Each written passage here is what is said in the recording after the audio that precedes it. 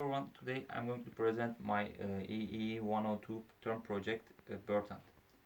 In my project I used a monitor and a mouse. I take the mouse input signals from the USB port and send the video output signals from the VGA port.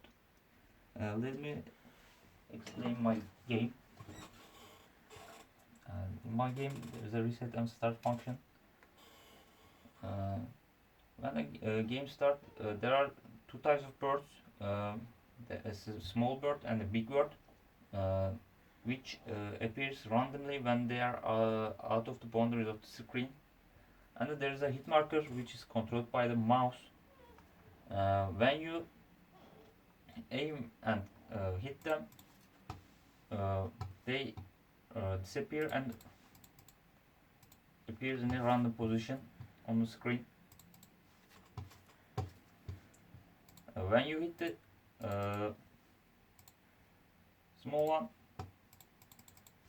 you get 2 points, and when you hit the big one, you get 1 point. And point is demonstrated 7-segment display,